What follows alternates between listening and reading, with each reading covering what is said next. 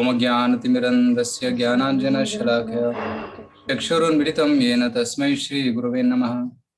नमो विष्णुपादाय कृष्णप्रेष्ठाय भूतले श्रीमते भक्तिवेदान्तस्वामिनिति नाम्ने। नमस्ते सारस्वती देवे गौरवाणी प्रचारिणे निर्विशेष शून्यवादी पाश्चात्यदेशतारिणे। वाञ्छाकल्पतरुभ्यश्च कृपा सिन्धुभ्य एव च पतितानां पावनेभ्यो वैष्णवेभ्यो नमो नमः। जय श्री कृष्ण चैतन्य प्रभु नित्यानंद श्री अद्वैत गदाधर शिवासादि गौर भक्त वृंद। हरे Krishna Krishna Krishna Hare Hare Hare Ram Ram Ram Hare Hare.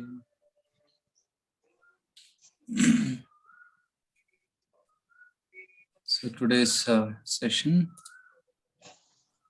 discover yourself, session number 7. So tomorrow is going to be the last day of the series. Today's topic is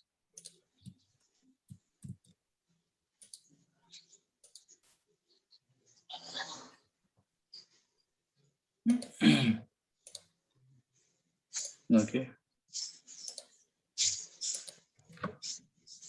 So discover the happy planet where every moment is a festival.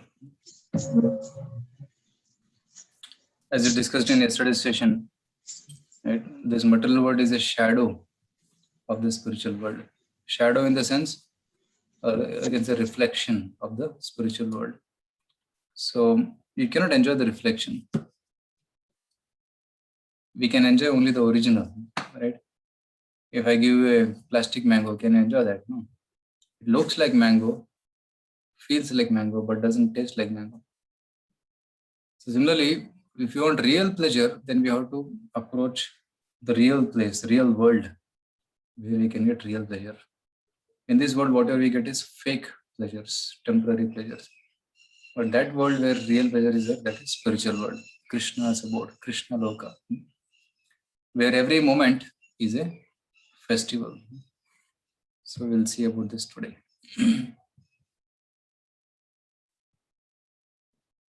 So 3 things we'll discuss today: miserable material world, blissful spiritual world, and ABCD formula. So these 3 things will be discussed. Very simple. So first portion will be a lot about miserable material world, then the bliss of the spiritual world. See this fellow, so miserable and anxiety, putting his hand like this in his face. So it seems as if he is having a lot of tension, anxiety, and is depressed. So that's the nature of this material world. Everybody in one point or the other will be like this. Why is happening this to me? What I did? Why am I suffering? So this world is miserable. So people are also miserable. The temporary nature of the material world. So the bodies of the beauty queens who in their youth make men go crazy become dried up in the old age like grapes turned into raisins. So these 2 boys who are getting attracted to this lady, or the same 2 people are running away. Right? So this is the nature of material beauty. It is temporary in nature. Just like grapes, when you have these round green grapes, you put them in the sun, it becomes dried up, and then it becomes like raisins, which are not so beautiful to look at. Similarly, in youth, when we are young, we are so attractive and beautiful. That skin is beautiful, eyes are shining, hairs are black. But eventually, the soft, tender skin becomes wrinkled. The eyesight becomes loose, or we cannot. Eyes go into the socket, and black marks come around the eyes. Then the hairs become white, and moreover, they keep falling one by one. Isn't it? Whenever people comb the hair, they see so many hairs in the hair comb. They get scared. If it happens like this, I'll become ganja one day. That's what they think. They become fearful. So the nature of this material beauty is fleeting. It is temporary. It's not eternal. So this causes pain in the heart, isn't it? Because we want to always remain young, but that dream of being young is spoiled by the material nature.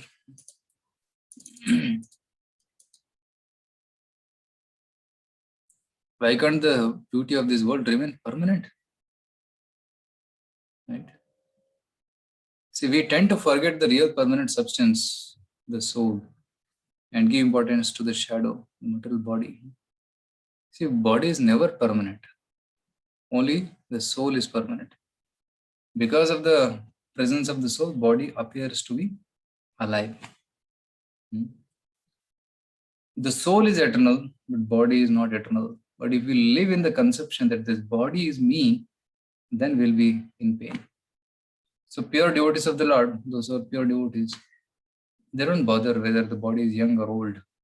With whatever body they have, they continue serving Krishna. So that is their desire. So they don't get affected by sukha, dukkha, man, apman, shita, ushna of this material world. They are saman. In all these situations, they remain equipoised. Either young or old, they are never disturbed because they know that this body is temporary. Isn't it? The story of a liquid beauty. Here is a short video clip of Srila Prabhupada, which is made into a cartoon. So kindly watch this.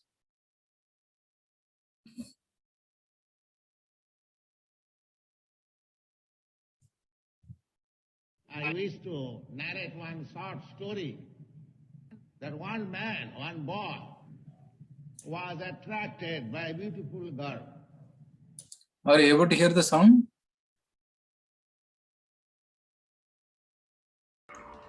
Yes. Yes, yes, okay. So the boy is attracted to the beautiful girl. So the girl does not agree and the boy is persistent. So in India, of course, the girls, they keep their chastity very strictly. So the girl was not agreeing, so she said, all right, I agree, after 1 week, you come. She appointed such and such time you come. So the boy was very glad. And the girl took some purgati throughout the 7 days. And she was passing stool day and night and vomiting. And she kept all these vomits and stool in a nice spot. So when the appointed time came, the boy came and the girl was sitting on the door. The boy inquired, where is that girl? She said, I am that girl. No, you are not. You are so ugly. She was so beautiful. You are not that girl. No, I am that girl. But I have now separated my beauty in a different pot. What is that? She saw, this is the beauty, this stool and vomit. This is the ingredient. Actually, anyone may be very robust or very beautiful. If he passes stool for 3 or 4 times, everything changes. Yeah. So that is the story of liquid beauty. But Gaurav is saying it is not visible. Were you able to see? Could others able to see the video? Yes, Prabhu. Video You saw, right? audio. Yeah. Yes. So maybe Dheeraj has to, Gaurav has to see his connection.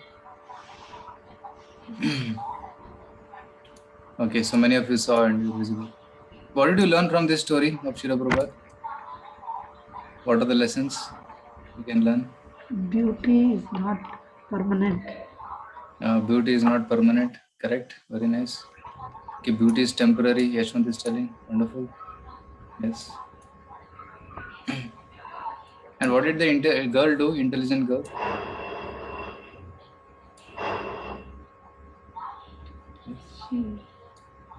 She did something to teach the lesson to a boy. Because the beauty is not, you should not look at the beauty. You should I see always the character that is more important. Okay, very nice. Listen, Mataji is doing. Welcome, Mataji. But we should see the character of the person, not the physical beauty of the person. Okay, so that's true. But this girl was intelligent. She knew the concept of soul. That's the lesson here. She knew that the real beauty is in the soul, and this fellow is getting attracted to the physical beauty. So she wanted to teach him a lesson. So what she did? She separated her beauty in two pots. So what is his body made up of? It's made of kapha, pitta, and vayu. Three things. Kapha, pitta, and vata. And also there's bile, mucus, urine, stool. All these things are there. So what she did? She tried to separate all that. And so what is this body? There's this bag. The skin is covering. The skin is covering muscles. It's covering bones. It's covering all the mucus and all the bile juice and all the stool and urine. It's nicely covered. That's all. Only the skin is shining, but inside all dirty substance is there. Right? You can just try. You can go to the hospital and see if some surgery is going on. Somebody is very sick. The operation body is open like this. I talked to some doctors, MBBS students who say the first year they have to see the dead body, open the dead body, cut one it will see. It's so horrible. Some of them faint also seeing that. So inside the body is horrible. Only external covering is very nice. As somebody takes some stool and puts in a nice golden cover, golden looking cover, and then packs it and sends it. One may see very nice, but if open inside only stool, dirty, bad smelling stool. So similarly, this body is also like that. See, every day when you get up in the morning, what comes out of this body? All dirty things. In ears there is wax, you have to clean it. Eyes there is dirty thing in the corner of the eyes, nose and mouth and the two holes below. So we have to clean every hole because only dirty thing comes out of this body. We don't see any fragrance coming out of this body. When sweat comes, you have to take bath because sweat is bad smelling. So the body in itself is very horrible. Then how can this body give us pleasure? Only in illusion a person can think that this body gives pleasure. Okay. Ritisha is writing, she drank some kind of liquid that made her sick and lose her beauty. Yeah, that's true. Yes. So that's called purgative, laxatives. So you take some castor oil, for example. What happens? The body gets flushed. Whatever is in intestine comes out if you take castor oil. So she took something like that, and whole day she was passing stool, and all the liquids of the body came out. That was the beauty. So she said, "Okay, enjoy that beauty," and he felt so obnoxious, horrible. So then he realized, hey, she's a very intelligent girl. So she's teaching me a lesson that don't get attracted to this temporary beauty. Yeah.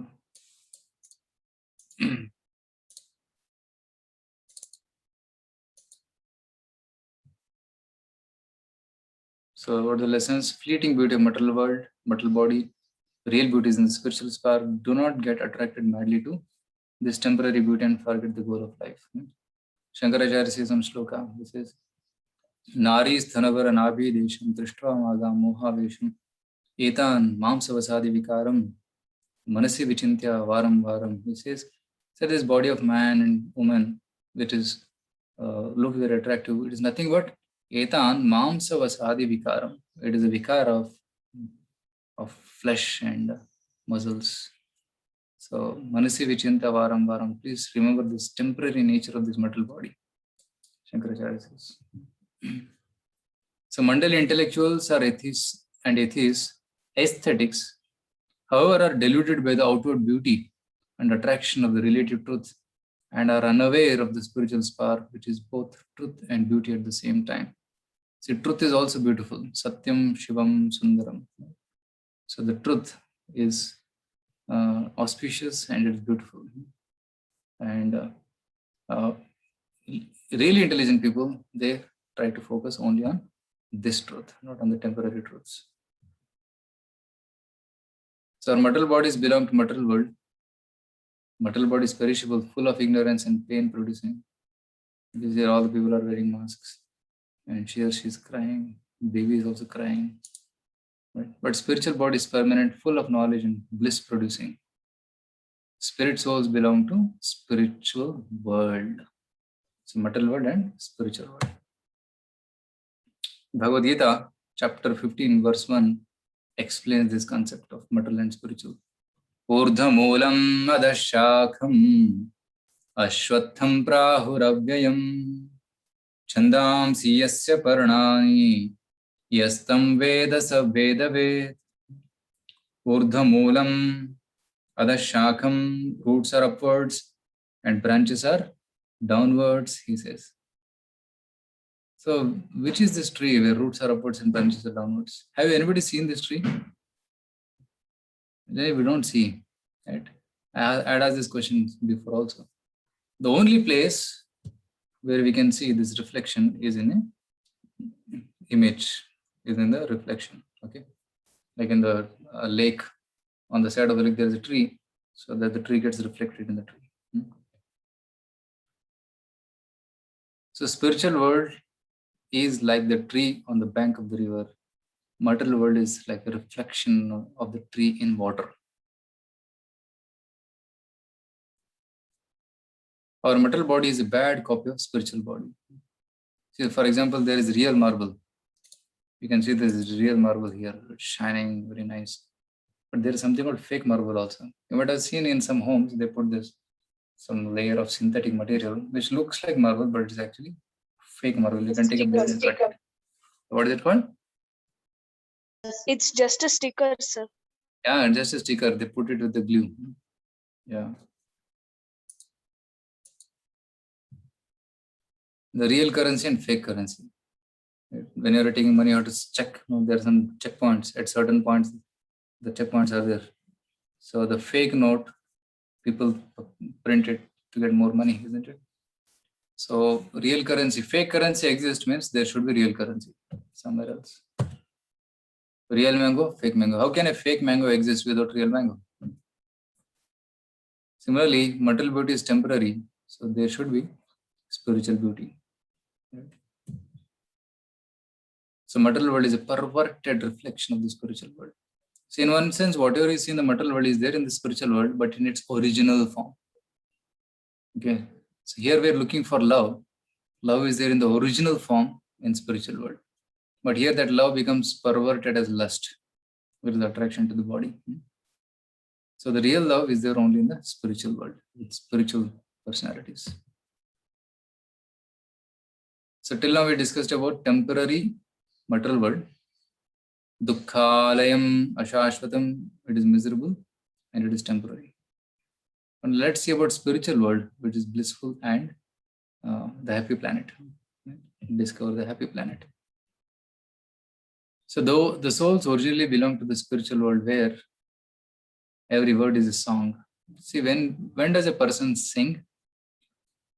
Can you tell me when does a person sing? Or he dances? When it's happy. So Yashwant is telling and Lalita Mother is telling that he's very happy. That is the time when he sings and dances. So for example, if somebody's birthday or in marriage is there, in marriage party generally people dance. And not in birthday party, then generally in colleges and all, they give birthday bombs. It's very painful for the person whose birthday is there. So, but in marriage, people dance. Their bhai ki shadi hai, kiske shadi hai, they dance. They're joyful. So in spiritual world, everybody dances and sings because they're very happy. Okay, Yashwant and Srinivas, and they're telling the correct. Water is like nectar, the Amrita. All living beings are pure. There's no impurities. There are no bad things, bad qualities in them. And there's no old age, disease or death. That's the nature of spiritual world. Shreya Kanta Kanta Parama Purusha Kalpataravo Dhruma Bhumis Chinta Mani Ganamai Toyam Amritam Kata Ganam Natyam Gamanamapi Vamshi Priyasakhi Idanandam Jyoti Paramapi Tada Swatyam Apicha. So these are words from Brahma Samhita which describes this. He says Shriya Kanta Kanta Parama Purusha. So there in the spiritual world there are many Lakshmis or Gopis for serving Krishna. Shriya Kanta. Kalpatarvo Drumaha. All the trees there are Kalpa Vrikshas. Chintamani Ganamayi. The land there is made of Chintamani. Chintamani means what? Wish fulfilling, desire fulfilling stones are there. Chintamani Ganamayi. Toyam Amritam. Water is like nectar. Katha Ganam. Every talk they do is singing. Natyam Gamanam Api. Gamanam, walking is dance. Vamshi Priyasaki, they carry a flute which is their companion. Chidanandam Jyoti Paramapi Tadaswadhyam Apicha. Such a place is called Chidanandamaya. That spiritual place of spiritual happiness. So that is the nature. Sayatra Shirabdi Shiravati Surabhirisha Samahan Nimersha Dhyakyava Varjitani Yatra Pisamaya. There is no time actually. So in this world, time causes destruction of this body. It makes us old and we die. But in spiritual world, there is no effect of time. Okay, so that is the nature of spiritual world. That's why nobody becomes old, nor somebody dies there. So that is our real eternal home, where we can get unlimited and unending happiness. That place is called as Goloka or Vrindavanam. So the place of Krishna's, the original place of Krishna is called Goloka. And that's called Goloka because go is very important for Krishna. He likes cows. So his Loka is Goloka. His name is Govinda, Gopala, and the mountain which he loves is Govardhana. And in this way, cows are very intimately associated with all Krishna's pastimes. So the goal of our life is to return back home, back to Godhead. That is our original real home. So now, so we were in spiritual world, then why does the soul leave the spiritual world and come to this material world? Like some of you are asking already before also, that why does the soul leave that world and come to this miserable world? From happy world to material world, why did he come? Answer is given in Bhagavad Gita, right? That material world is compared to a Karagara. So this material world is called as Maithuna Agara, the place where people are shackled in a jail. So what is a jail? Jail is a place where citizens who disobey the laws of the government, they come there. For example, we are comparing the jail to this material world. So who comes to the jail? So jail is a material world where people who disobey the government's law, somebody steals or somebody does an accident, murder, so they are put in the jail. Okay. So similarly, this material world is also kind of a jail where people who disobeyed Krishna or didn't agree to happily serve Krishna, but instead they envied Krishna. So because of that envy, those living entities are sent to this material world as suffering. Okay. So the purpose of jail is reformation. Similarly, the purpose of the material world is reformation. Reformation of our sinful attitude, sinful tendencies. That's the purpose of this material world. So let's try to compare now the material world to the jail and try to make some comparisons. Okay, this comparison will help you to understand this concept very nicely. See, here material jail is compared to material world, and every jail has got a jail keeper who is Maya Devi or Durga Devi. You know Durga Devi? She stands with Trishul, with the tongue outstretched, and the Trishul is nothing but the jail keeper's rod, and she gives sufferings to the people in this world and makes them reformed, because sufferings reform the person. So with the Trishul, she gives sufferings in the form of Adhyatmika, Adhidaivika, Adhibhautika kleshas. So the three points in the Trishul represent these three kleshas. But in the jail also, although there is suffering, food is also provided in the jail. So although material world is meant for reformation and it's like a jail, still Krishna gives us food. So what is the food which Krishna gives us? Can anybody say? What is the food we are getting in this material world? It's very Knowledge. simple. Yes? Knowledge. I could not hear you. Knowledge, Prabhu. No, food. I'm asking about food. Like in jail also they provide some thali, morning, afternoon, evening, 3 times food. So in the material world, although we disobeyed Krishna, what Krishna is giving us? Okay, Srinivas is studying chemicals. Yeah, very simple. He's giving us grains to eat. He's giving us water to drink. That's nothing but the food. Nature. Yeah, nature. In the nature, he's giving so many fruits and leaves and grains to eat. So that's the food which Lord is giving us. And in the jail also, if you fall sick, if somebody falls sick, they take care of health. Similarly, in material world also, if somebody falls sick, Lord has made arrangements. What are the arrangements for sickness? Medicines. Medicines. Yeah, Lord has given us Doctors. medicine. Herbs. Herbs, yeah, herbs and vaidyas. Vaidya. They treat us. So many That's correct. Ayurvedic medicines. Yeah. So in the jail, you are given a special dress. If somebody goes to jail, he's given a dress with some lines, and then there's Given the number body. written. Black and white stripes. We are Yeah, given black and body. We are given the body. Human body. the body. The body which we have is the dress. Dress. Okay, some people sometimes we have dress with 2 hands and 2 legs, sometimes 4 legs, sometimes 1 eye, All body. sometimes a tail. So there are different kinds of bodies. And in the jail there are whips. If somebody disobeys, even in the jail, he does some mistake in the jail, then they whip him also. Right? First degree, second degree, third degree treatment. Sometimes they tie him up and then beat him. So that's whips. What are the whips in this world compared to? The laws, police, and others protect. Okay, the police. You're right. The whips are considered to be punishments by the police, but there are also sufferings given by nature also. There are some troubles which we undergo because of this. Disease. Yeah, disease is there. See, there are 6 in number: Shoka, Moha, then Kshut, Pipasa, and Jara, Mrityu. There are 6 actually, 6 whips of Maya. Shoka means you're lamenting, like somebody dies, you lament. Illusion means we think I am this body, that illusion. And this body has hunger and thirst. That's a suffering, no? Every day we have to eat 3 times. We have to spend about 1 hour eating whole day.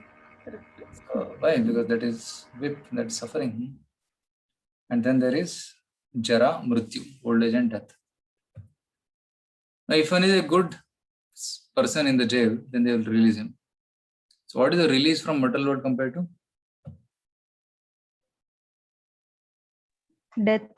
Death, maybe. Liberation. Liberation, correct. Right? See, after you die, we may be born again also. But release means what? No more births. Mukti. Yeah, mukti from all this suffering. That's called Moksha. release, moksha. Going back to God, going back to Krishna Loka, that's called mukti. So when you come out of the jail, you stay in the state, in your home or in some place. Similarly, what is staying in the state compared to? You will be in somewhere in heaven or other planets if you are going. That is. Yeah, not a heaven. You will be in the spiritual world. Okay. Heaven is not spiritual world. Yes. Swarga is also in material world. Okay. So Swarga is part of the 14 planetary systems. The third planetary system, Bhu, Bhuva, Swaha. So third one is Swarga, which is also part of material world. But we are talking about going beyond Beyond the material world. material. So when you come into the state, you have to obey the laws of state. So we obey the laws of God. Then there is Prime Minister of the state. So who is the Prime Minister of this world? God, Krishna. God, Krishna. So this is the way you compare. So this material world is like a jail where you are encaged or given a dress of this body and you are whipped by the sufferings. So the sufferings are meant to reform us to understand that this is not the real place. Let me get out of this place and go back to Krishna. Now the question may come, why does the soul leave the spiritual world and come to this material world? It's because of our own free will, own adamant desire that we come here. Some people ask, no, why Krishna is so cruel that he sent us to this material world? He could have kept us with them. No, he wanted to keep us there only. But we deserve to come here. That's our mistake. For example, a boy may adamantly want a car. Thus, a father gives him a pedaling car to satisfy him. Do you see this person? Boy, he's trying to pedal this car. Now, the father knows that he cannot pedal the original, he cannot run the original car and he'll meet with an accident. So, he gives him a toy car.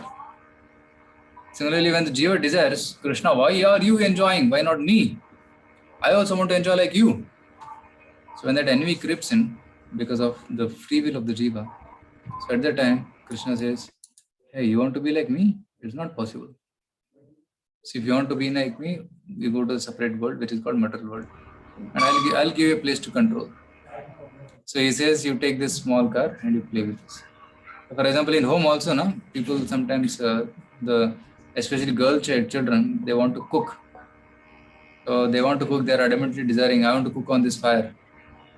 But then what the mother says, no, you cannot cook. You take these toys. This is your cylinder, this is your cooker, this is your stove, so you cook here. That's what. But when So then they are, yeah? when the jiva is in spiritual world, so that mentality will come to that jiva, that envy, that I have to enjoy myself, like that. It will come to their mind. Yeah, because of free will. No, that independent mentality is there. See, generally children are happy with the parents, but why does the children get the desire to go out of parents? Right? Sometimes you see children, many of the children stay back and they serve their parents, but some children, they become anti against the parents and they rebel and they go out and never call to the parents, but they are suffering, right? So when they realize, then they may come back, right? So that independent mentality is there in the Jiva. So that's our only asset, which is our independence. And Krishna doesn't take that independence. He doesn't snatch away that independence. He keeps it with us. See, Krishna is not a Hitler. No, he says, no, love me. Putting the gun at the head. Love me. He doesn't say like that. With your own choice, you love me. Yes. I don't want to force you. So Krishna never forces anybody. He gives us this free will and he says, it will be good if you cooperate with me. Because independently you cannot enjoy. You don't have that capacity. Like the spark of fire, when it falls on the ground, it will lose its illumination. As long as it is connected to the fire, it is glowing. Similarly, as long as we are part and parcel, we are serving Krishna, then we will be happy. So that is the reality. Okay? Yeah. See, similarly, the soul comes to this material world to try to imitate God for a while, till he realizes his position as servant of God. When he understands, hey, I am not the master, I am the servant, then he desires to go back to God. Right? We gave the example of fish before. Fish out of water with all these comforts cannot be happy. Only what it needs is water. If it is in water, it's so happy. You see this fish becomes so happy. Having water, no panic.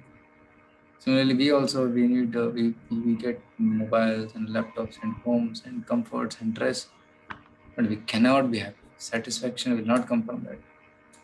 Only when we become servants of the Lord, only then we can get real satisfaction.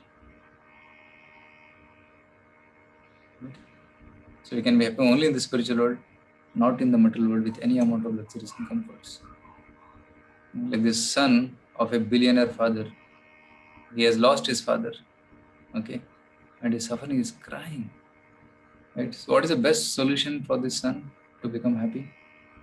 He will come and ask you, I'm hungry, okay, you'll give him food. But again, tomorrow he'll come and say, I'm still hungry, give me food. But how long can you keep feeding him? Right? There's a limit, right?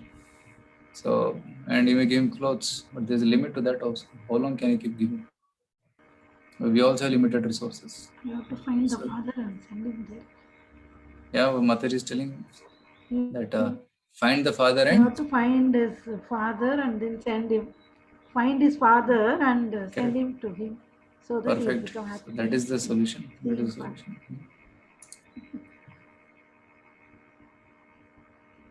Yeah, then he'll be happy. Meeting with the father, he'll be happy. A man had 2 sons. So here is a video we can watch. Very interesting video. This comes in the Western philosophy, of course, but it's very relevant. The story of prodigal son, where son had left his rich father and he was suffering, but finally he came back. A man had 2 sons.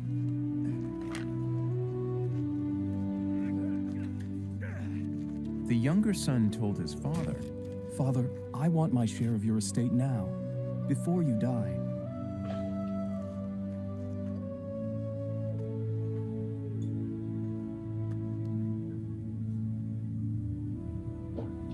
So his father agreed to divide his wealth between his sons. A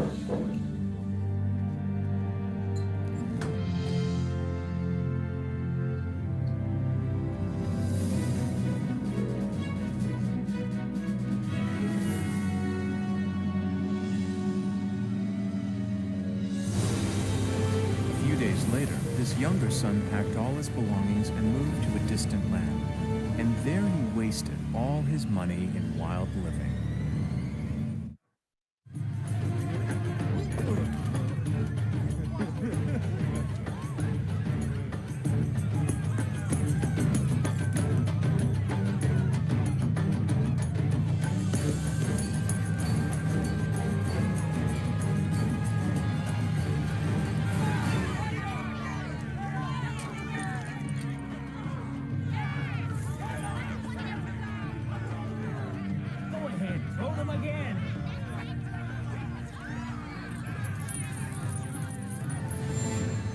He was gambling and he lost his money.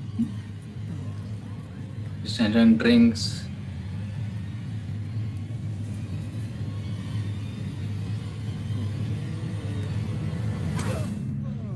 He's getting beatings.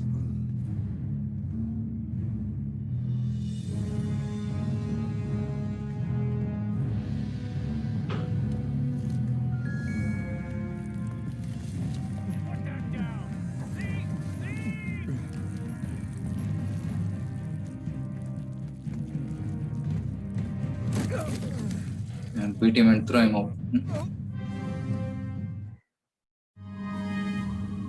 About the time his money ran out, a great famine swept over the land and he began to starve. He persuaded a local farmer to hire him, and the man sent him into his fields to feed the pigs. He's working in a pigsty. The young man became so hungry that even the pods he was feeding the pigs looked good to him, but no one gave him anything.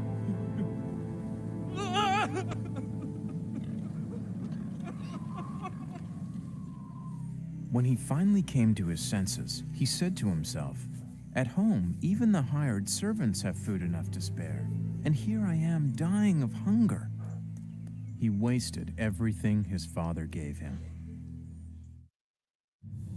While he had the job of feeding the pigs, the young man became so hungry that even the pods he was feeding the pigs looked good to him. But no one gave him anything. Finally, he came to his senses and said, My father's workers have plenty to eat, and here I am starving to death. I will go to my father and say to him, Father, I have sinned against God in heaven and against you. I am no longer good enough to be called your son. Treat me like one of your workers.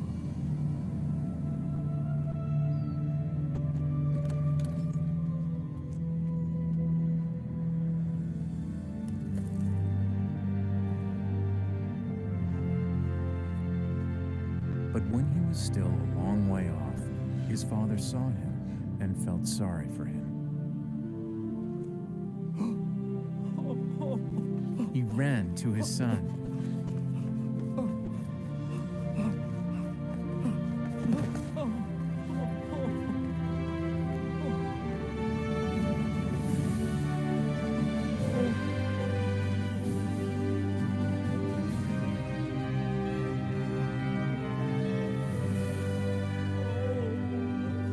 And he hugged and kissed him. Hurry and bring the best clothes and put them on him. Give him a ring for his finger and sandals for his feet. This son of mine was dead, but has now come back to life. He was lost and has now been found. And they began to celebrate. Right? Sometimes we may think, oh, I have done so much. I have simply left my father, I disobeyed him. Will Lord accept me? So then the answer here is, yes, why not? Lord will surely accept me because his father. Father, no matter however bad the son may be, father still loves him. So that's our situation. Become truly happy. See, all our parts of the tree are nourished by watering the root. So when you water the root of the tree, all the leaves, twigs, branches, they get the water. Just like all the senses, the hands, the head, the legs, everything get nourished by feeding the stomach. Similarly, all the souls of the Lord are happy only by serving the Lord, the whole. And we become happy by serving the Lord. So that is the meaning. This is given in Srimad Bhagavatam. So the spirit souls in spiritual world derive great joy in loving service to the Lord. Like Hanuman is serving the Lord. He's always eager. So once Hanuman ripped apart his chest and said, Sita and Rama here in the heart. So he's always seeing the Lord in the heart. And for the sake of the Lord, he is ready to do any amount of service. So that is Hanuman. Soul is a cooperator, not competitor of God. Soul is dependent servant of God, not independent master. Okay. Cooperator means what? If we cooperate with Lord's plan, we become happy. If we compete with Lord's plan, then it is difficult because we cannot compete with Lord. We cannot become Lord. Right? So we should try to always have the mentality of being the servant of God. The soul can be happy only by rendering loving devotion service to the Supreme Lord in the spiritual world, not in the material world where he chases after mirage of material pleasures and gets cheated. Let's come to the last part of today's presentation, which is ABCDE formula. Now, how to go to that planet? Very simple formula, ABCDE. If you do this, then our journey begins.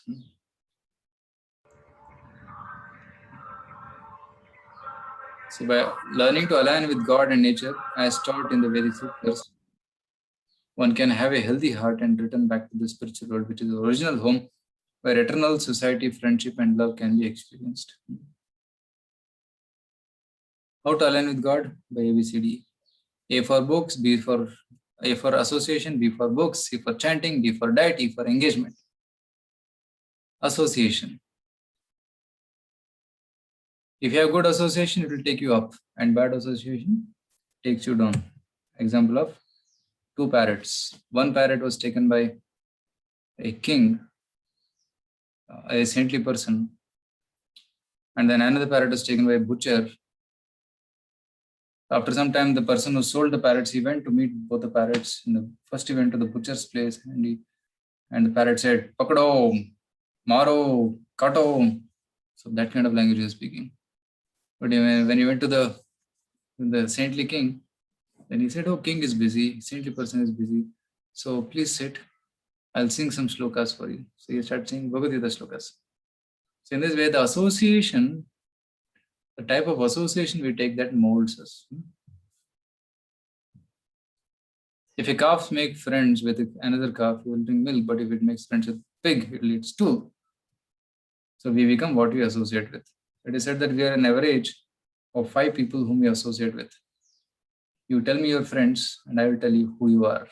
That's an English statement. Then books. Right? Just as there are authorized universities, teachers, and books in spiritual circles, also we have authorized books coming in Parampara. Right? Bhagavad Gita is song of God. Bhagavad Gita. Gita means song. Bhagavad means of God. So the song of God is Bhagavad Gita. And Krishna has directly told us that Bhagavad Gita for all of us through Arjuna. While books in Parampara repeat word of God and can take us back to God, man-made books which emerge from secret brains will mislead us. Choose the right books to read regularly and attain the ultimate perfection in your life. So we should try to read Gita, Bhagavatam, Ramayana, Mahabharata, such kind of books. They'll give us right scripts for our brain. And third is chanting, which we already introduced 2 days back, and which is the proven method for gaining peace of mind, satisfaction, and happiness. Right. So chant. I hope you're regularly chanting. Those who are chanting new, I hope you chanted yesterday, today also. Please continue this every day.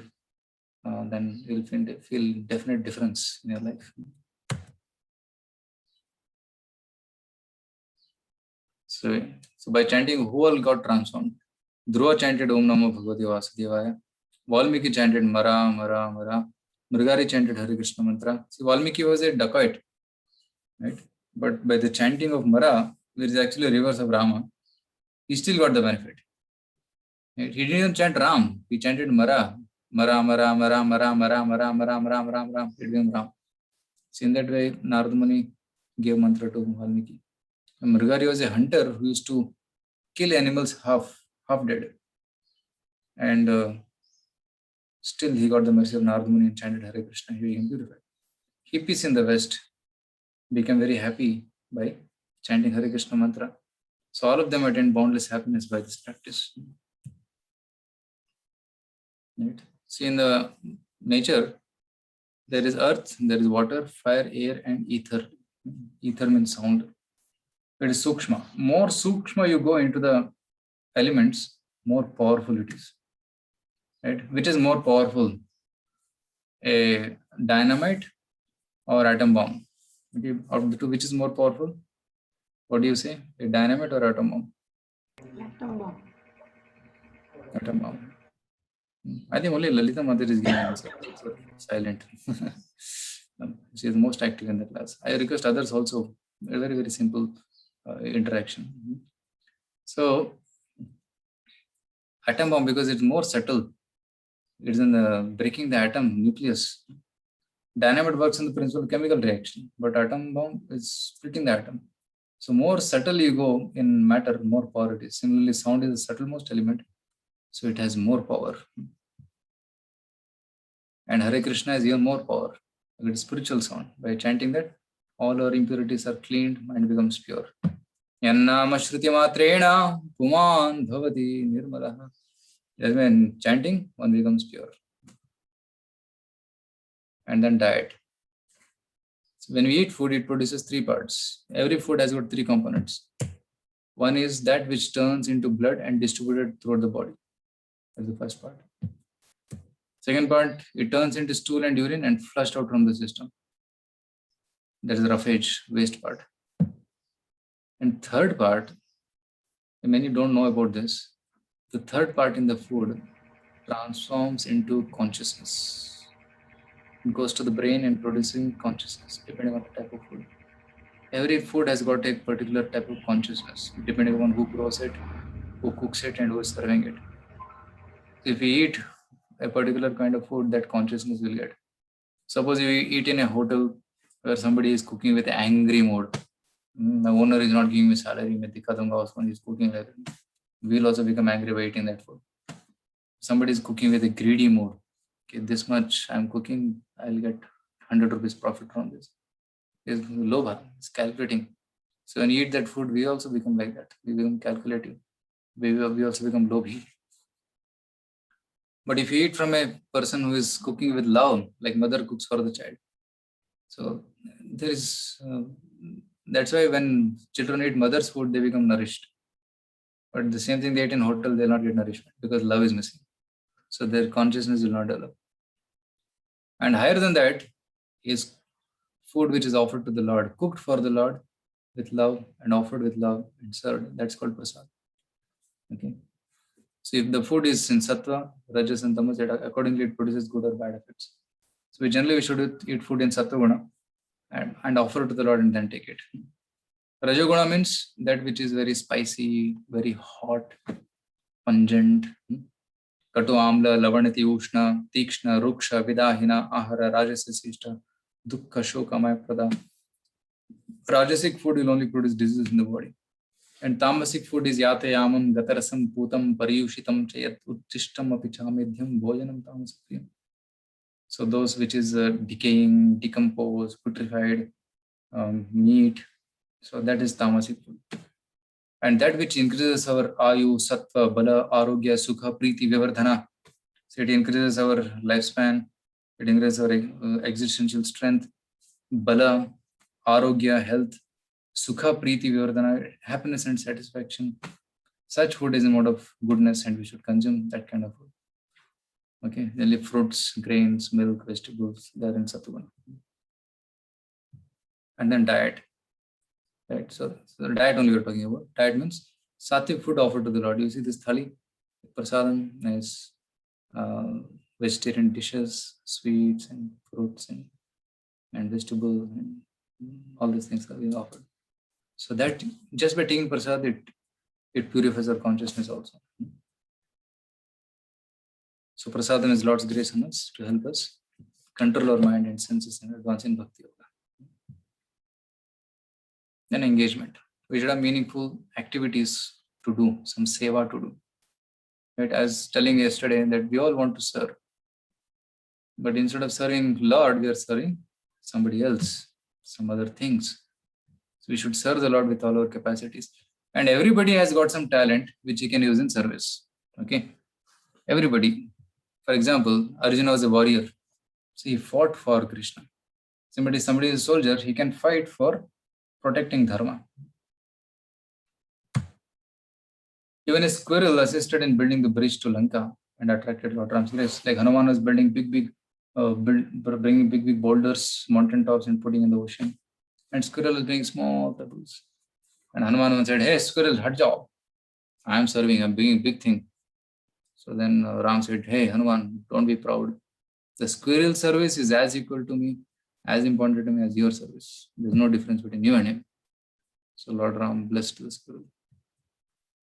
The fruit vendor, you know the story when fruit wali, she came to the home of Krishna. She was studying And it fruits. turned into gold.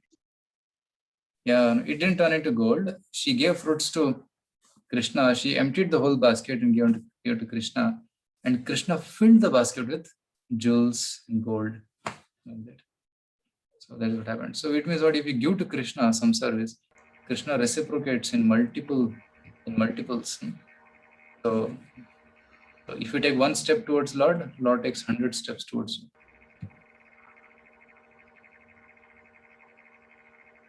Right? A student can study for Krishna and get good marks. Some people think studies as a burden. But a devotee should think, no, it's not a burden. I'll use these studies to serve. If somebody gets good grades, they can glorify Krishna. If somebody gets a good status in society, then people will listen to him. Then he can say, okay, God is supreme. So serve God, obey God. You can tell. If somebody is computer specialist, can make posters and softwares for Krishna's program. Like somebody made this PPT, which you are using. And somebody made videos, somebody made audios. Like this, one can use. And somebody makes softwares. In the back end, somebody is daily sending posters. Somebody is making the quiz. Somebody is evaluating the quiz, giving the results. So all that is happening because they are using their talent in Lord's service. A singer can sing for the pleasure of Krishna. A cook can cook nice items, offer to Krishna and distribute prasad.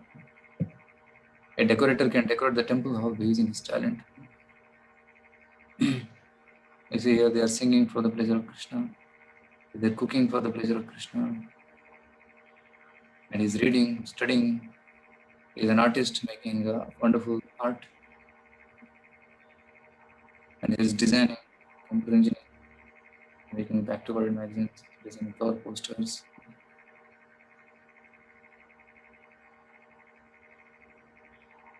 So let's end today with a poem by Radheshyam. Oh my Lord, true beauty, but I am so naughty to forget your eternal loving service. To venture into thrills, turning into perils, it's Maya's abode, nothing but a jail. This Disraeli material word. Skin deep material beauty withers away quickly. It's nothing more than water in the mirage. O my Lord, my true Master, with such a sweet stature, our eternal relation is Satchidananda. Let me purify my heart and glorify my Lord with my body, mind, words, and soul. In times of despair and times of weather fair, I'll never leave your soothing shelter. Chanting your holy names, praising your divine fame, I'll bring all suffering souls to thy feet. To the world of mirth and merry, free from any worry, I'll bring them into your holy company. So here, not only that I want to go back to God, but let me take everybody back with me. That's called preaching. And when you like some product, you say, hey, this is very good, you please use. Like you want to, somebody asks you which mobile to take. You say, hey, this mobile is very good, please take. I've used it. So when you are satisfied, you tell it to others. Similarly, devotees who are chanting Hare Krishna, they just don't want themselves to go back to Godhead, but they want to take others also. So that's an important service of preaching to others, telling others about Krishna. So this is the flow chart of today. Miserable material world, blissful spiritual world, and ABCD formula. It will be shared in the WhatsApp group. I think the previous ones are already shared. Srikar told me. So I'll tell him to send this. All this together, I'll tell him to send again. Hare Krishna. Thank you so much for your patient listening. Tomorrow is the last session, and tomorrow's topic will be if God is one, then why there are so many religions? Very important topic. Discover the essence of all religions, unity, true unity and diversity. Okay. And sometimes we think, no, people fight and quarrel in the name of many gods. No, my God is great, your God is great. No, like that. They keep on fighting in the name of religion. Why? Unnecessarily, why to fight? God is one. You have to understand who that God is and understand all religions from the right perspective. Then there will be no clashes. Okay, we'll take some questions now. There are some questions coming. Oh, there's one question Raghuveer Naik is asking. Some people tells in body there is Shiv. What he does it or also Shiv is a feeling?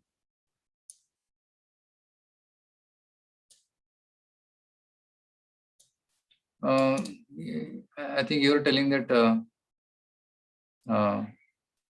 some people think that we are Shiva, something like that, or there is body in the body there is Shiva.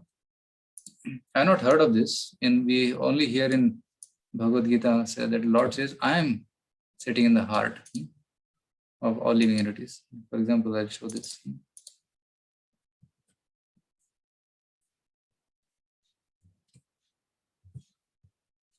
The Lord is telling Sarvasya Chayam Hardi Priti Sannivishta. I am present in everybody's heart. He says, Ishvara Sarva Bhutanam Hriddesha Arjuna Tishtati.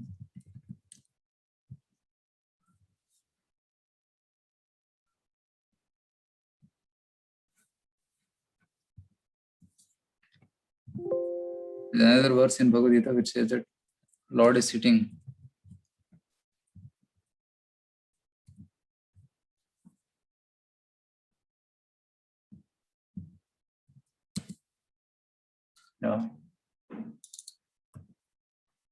Ishvara Sarva Bhutanam Hriddesha Arjuna Tishtati.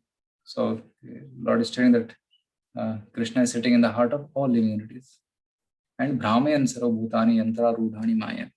And is directing the living entities and making them wander in different places according to their desire. So we don't see of Shiva staying in the body or in the heart. It's Krishna who is staying in the form of Paramatma, Chaturbhaja Rupa. And that Paramatma is staying in the heart of all living entities. And he is the Paramatma. And Shiva is an expansion of Lord Vishnu, which is given in Shiv Brahma Samhita. So who is Shiva?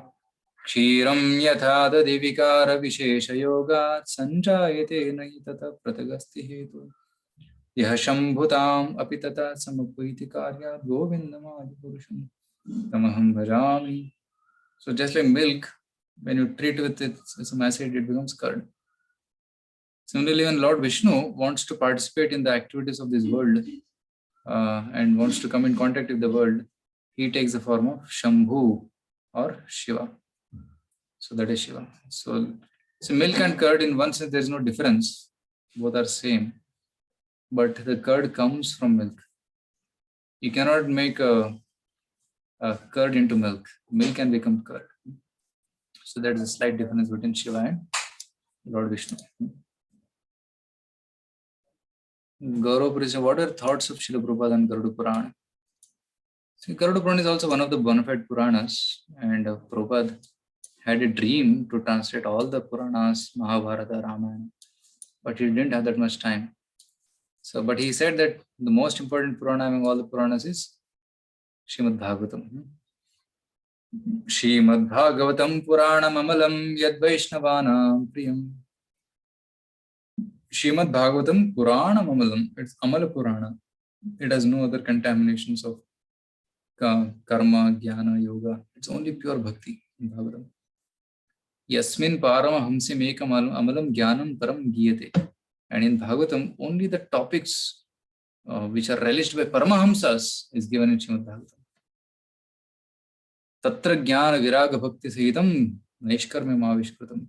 So in this Bhagavatam, there is Jnana, there is Vairagya, and there is Bhakti also.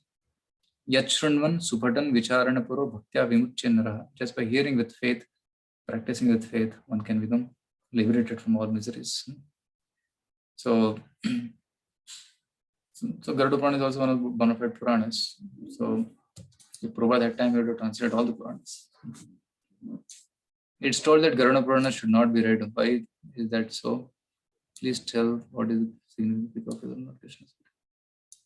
I have not heard of this Garuda Purana. Generally, Garuda Purana describes in detail about after death, what happens after death.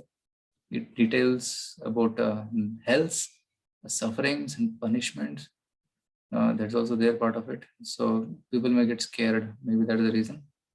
But when the person dies, they read because it tells about the journey of the soul. But we in ISKCON, at all times, we read Srimad Bhagavatam. So why to unnecessarily complicate things? So Srimad Bhagavatam, whatever is there in other Puranas is there in Srimad Bhagavatam. And whatever is there in Bhagavatam, you may not find in other Puranas. So that's why let's stick to Bhagavatam first. And once you have read full Bhagavatam, all the 18,000 shlokas, and you have understood it, then you can go to Garuda Purana. Then you can understand in proper light. Please tell what is the significance of peacock feather on Lord Krishna's crown. It is said that Krishna accepts all the pure things which is offered with love. So peacock is one of the pure birds species. And once when Krishna was playing with his friends in Vrindavan, and peacock also started dancing, and Krishna also started dancing with the peacocks. And the peacocks, after the dance, they felt very grateful to Krishna.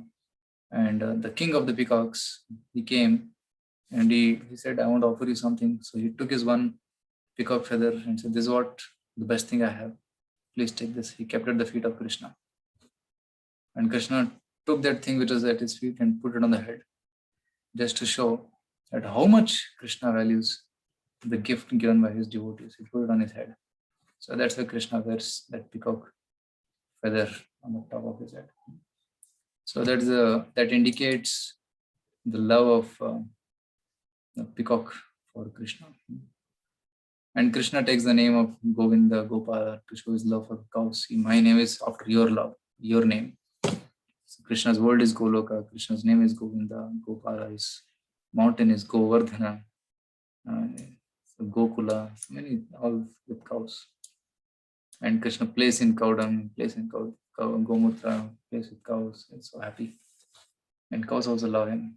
Of course, so many pastimes are there with cows. Once Yashoda Maya made a pair of sandals for Krishna. So then Krishna said, only for me, what about cows? And Yashoda thought, there are 9 lakh cows. I have 9 lakh cows. How can I make for everybody? It's not possible. So then Krishna said, I'll also not wear. If my cows don't wear, I'll also not wear. So then Yashoda said, it is impossible, I cannot make for everybody. So she dropped the idea. When the cows heard that Krishna is not wearing sandals. And Yashoda is worried about Krishna's feet, that there will be pebbles, stones, Krishna may get hurt. So what cows did, overnight they went all over Vrindavan and they smashed with their hooves all the pebbles to powder. So if you go to Vrindavan now, whole Mathura Mandal, Braj Mandal, the sand is so soft. Like powder, you can apply it on your Johnson Johnson powder. So that much soft is the sand there. So the reason they give is that cows went and smashed all the stones to dust. So that shows how much love Krishna had for cows and how much love cows had for Krishna. Okay. Gaurav is asking, when did you start your spiritual journey? And how your parents and relatives reacted on the decision of Diksha? And how did you face them? Oh, I started my journey long back, in 2000. But I came in contact with ISKCON in 2004. Before that, I was going to many other places. I went to, I was doing yoga, doing some pranic learning, pranic healings. I was reading some books of yogis. I was going to Brahma Kumaris also. And finally, when I came to ISKCON, that attracted me very much because it was very convincing, very logical. All the answers were given, right? So very convincing and very pure, and teachings are very clear. There's no ambiguity about anything, right? So there's no very ambiguity, very clear knowledge. So in 2005 or so, I got connected and I started practicing. Then eventually I became serious, and I was still a student at the time, studying engineering. Then later on, when I moved to working phase, I worked for 3.5 years in IBM and software company, IBM ISL, India Software Labs. They're developing products. Then still the spiritual side was really strong, pulling me. So then at one point of time, I decided that no, let me dedicate my life for serving Krishna. So of course, at that time, my parents knew about this practice. My father was also chanting at the time. So it was painful when I took the decision of joining like a monk. Initially, it was painful for them, as it happens with everybody. But now they are very happy. So my mother also chants 16 rounds of Hare Krishna. My sister also chants 16 rounds of Hare Krishna. They also serve. They become so attracted to Krishna Bhakti that they took a home just next to our temple also. And they stay there and they come and they participate in all the programs. Sometimes they make garlands for the Lord, they decorate the Lord, they do wonderful services. And my sister is also teaching Bharatanatyam for our temple children. And she's a teacher. She's taking those classes. She's also happy serving Krishna. So eventually, see, people have misconception because they don't have the right conception. So that misconception is because of what they've heard and experienced from others. They don't have first-hand experience. First-hand experience is meet a devotee, visit the temple, participate in the programs. Once you have that first-hand experience, then you don't get bewildered by what people say. But nowadays, what happens? People say something and they understand something and they brand, okay, this is wrong. This is not do like this. So, but once they experience, even your parents also, some of you may be students, some of you may be parents, but those who are students, once your parents also understand what is this teaching, they will also get attracted surely. Only thing, it has to be given in a proper way, in a systematic way. Then the faith in spirituality will increase. Wow. Somebody is asking a private question. Are there any procedures to join ISKCON? You mean to say joining ISKCON, like anybody can join ISKCON in the sense that you can chant Hare Krishna 16 rounds. You can follow the 4 related principles and you get connected to at least one program where you become accountable, attend regular programs, weekly programs, and then keep reporting about your spiritual progress and take some responsibility or service. So you are a member of ISKCON. There's nothing like, okay, pay some fees and register like that. No. You agree to the philosophy of ISKCON, you join, so then it becomes like anybody, even in home, you can practice. But if your question is especially of becoming a monk in ISKCON, yes, there are some procedures and criteria meant which ISKCON follows. So one thing is he should not join as a monk because he's frustrated with material life. The purpose should be that, oh, this is the better way of serving the society. So it's not that people who become lazy and who think that the world is a burden, so they come and relax in ashram. No. Our day begins at 4 o'clock, ends at 10 o'clock.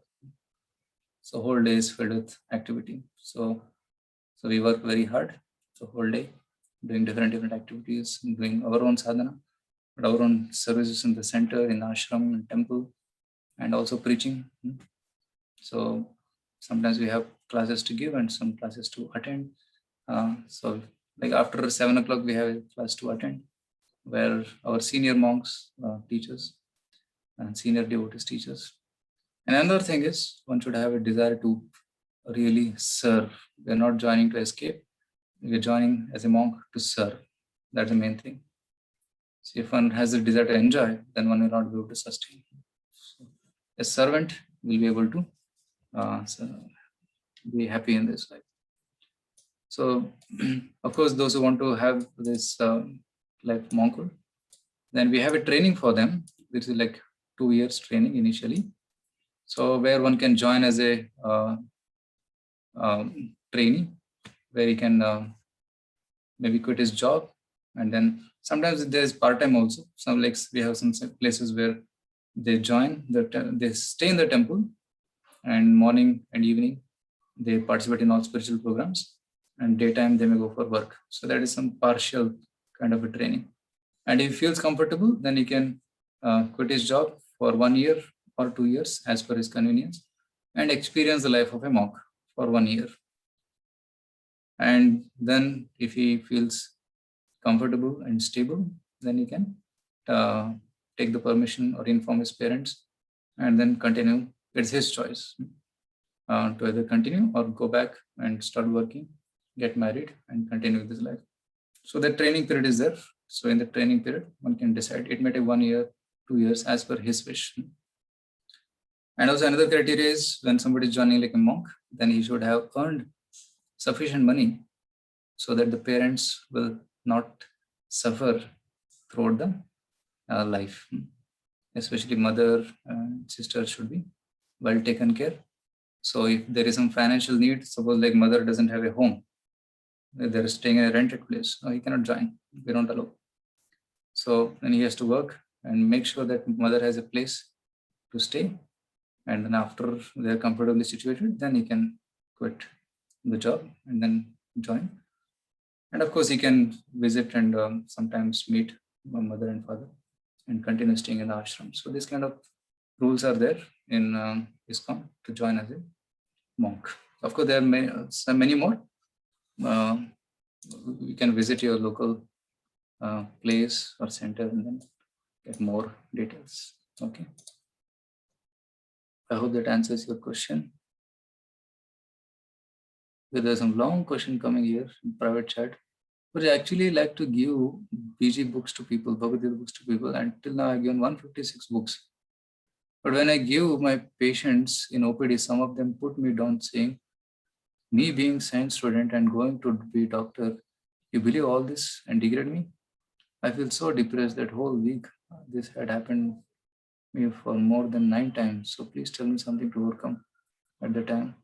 So see, if you are a doctor, you are seeing life and death daily. So you should tell them, see, we are doctors, but we are still not saving people from death. But by reading this book, we'll get an understanding what to do for a dying person. See, doctors don't know when a person is dying what to do. See, Bhagavad Gita gives us the knowledge. We should make him remember Krishna at the time of death, chant some mantras, play some kirtan around him so that the person can live very peacefully. This is called as end of life treatment.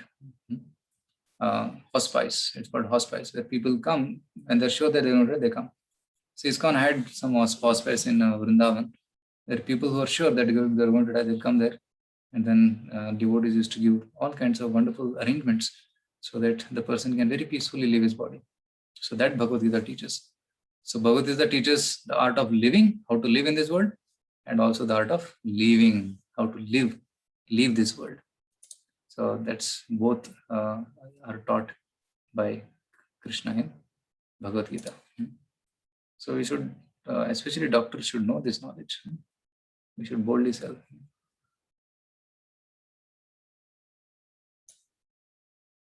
Yeah. And if you're giving to your patients, see, patients will be more receptive. Okay, patients will be more receptive. And you should tell that, see, yes, I have studied science and I have studied spirituality also, but I feel that combination of both will work well. See, patients, generally diseases come because of mind. If mind is not in a good state, then that reflects as disease in the body. Do you agree with this? So the disease in the mind get reflected as disease in the body. First, disease manifests in the mind, then they come to the body. So in order to have healthy mind, we should read Bhagavad Gita. So Bhagavad Gita will treat our mind, and my medicines will treat your body. So a combination of both will be, you'll become very quickly healed. So do both. So that's what we should say.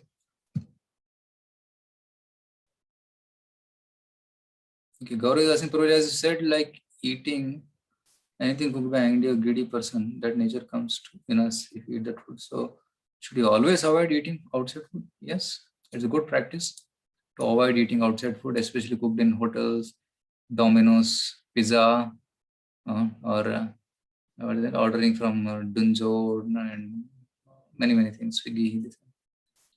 It's not good because you don't know who is cooking, who is transporting, and what is there in that. What are the ingredients? Have you seen people cooking? No, you don't know what they put inside.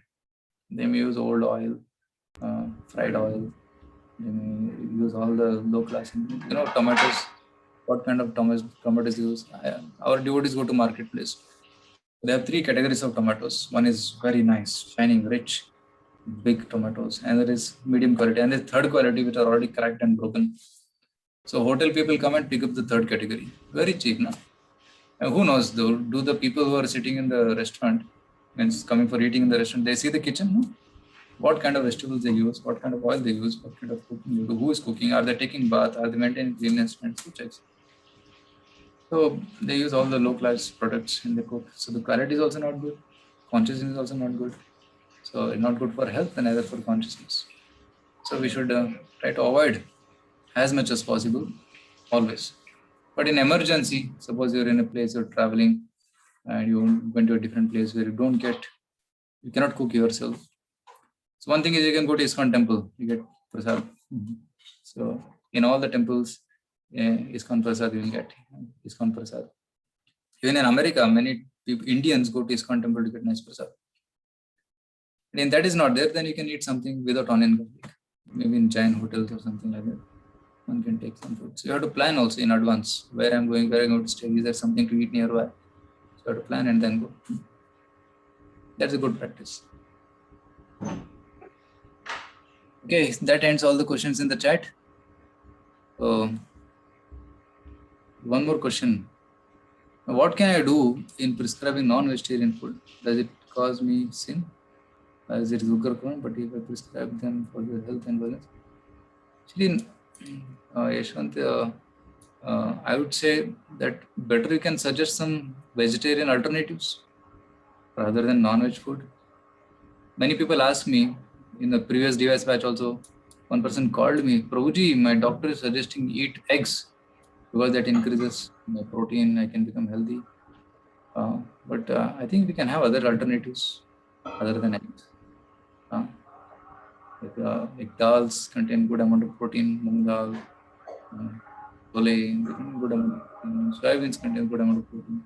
Sprouts. We prescribe these kind of items like eggs, because whatever you say, they'll do it. Doctor is in such a position, if you say, then they will do it. So better you should prescribe something which is good for them and good for us also. And there is plenty of alternatives. Maybe you can consult some Ayurvedic doctors. They can help you with this diet. What kind of diet to prescribe.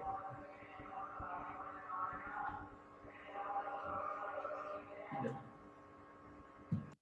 Okay, so I think that's it for today. Thank you very much. Very, very wonderful questions came today. Very deep questions. So this shows that all of you are really thinking, and all of you have been regularly coming for last 7 days. Very good sign. Please continue coming, and we'll get more. So tomorrow is the last day. Very important. Tomorrow I'm going to introduce some more people to all of you. And tomorrow we'll also discuss what next. What is discover yourself? What next? We'll continue to plan also. We'll be telling you tomorrow. So we're planning to have separate activities for girls and separate boys. We already have going on. We have separate girls wing and boys wing. So you'll get to meet some other girls in the girls wing, and you can get a nice association there. And boys also will have some good programs in the future. Tomorrow we'll tell. Okay. Yeah. And yesterday somebody was asking to put in WhatsApp group.